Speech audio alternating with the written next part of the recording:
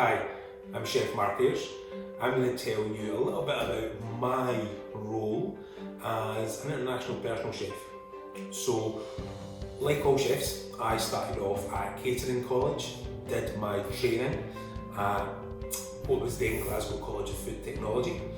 I came out of there and worked for the next 10 years in various restaurants and hotels across the country, from 3 Michelin star restaurants to country inns with rosettes, gastropubs, city centre bars, a whole host of places, which has given me the experience to set up on my own.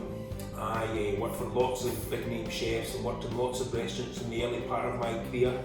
I then went into the family business. My family business was bars and restaurants in the hospitality sector.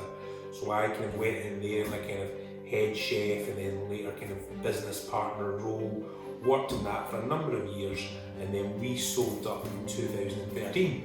And here I was kind of left wondering what to do.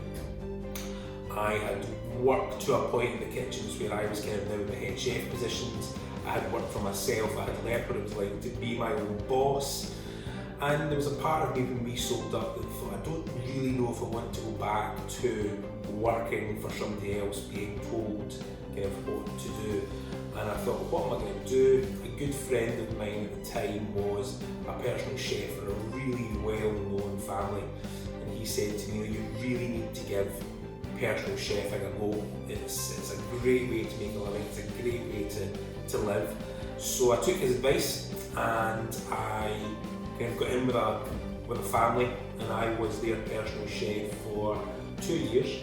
I did everything for them, breakfast, lunch, dinner. I took care of the other household staff.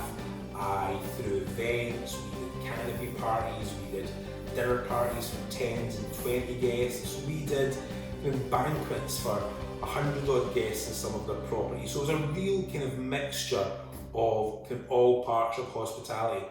The important bit for me for being a personal chef was that I served my time at college, I served my time in the industry, and I knew about hospitality. As a personal chef, I'm the only chef in the kitchen in most instances. I've got to be able to do everything. I've got to do the pastry, I've got to make the desserts, I've got to make the bread, I've got to do the butchery, I've got to do the fishmongery, I've got to see the food, the dish from start to finish. It is just me. I don't have a team to back me up. I don't have a pastry chef to hide behind and let them take care of dessert. I've got to do everything.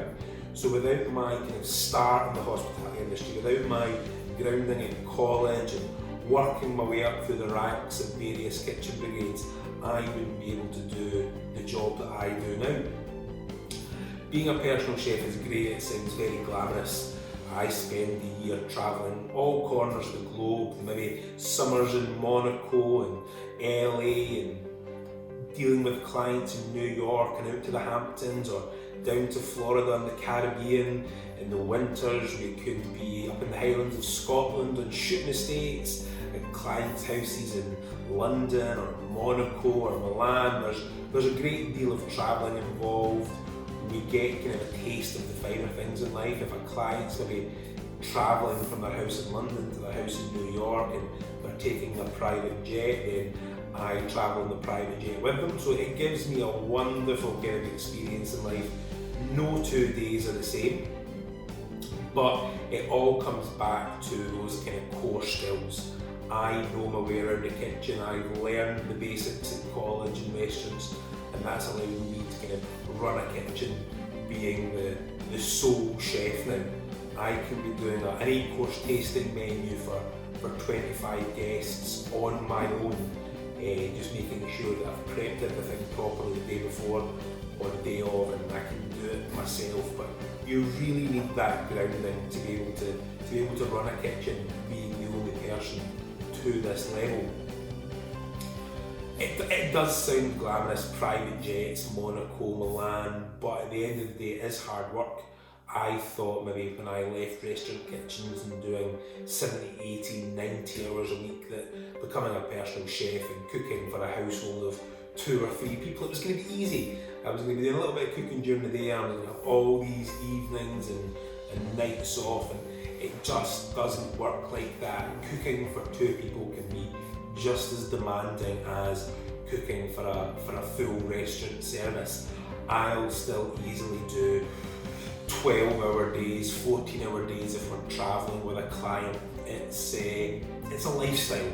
It's not a job. It's not something. It's not a 9 to 5. It's not something we'll just kind of come into. It's most definitely a lifestyle, but it's very rewarding.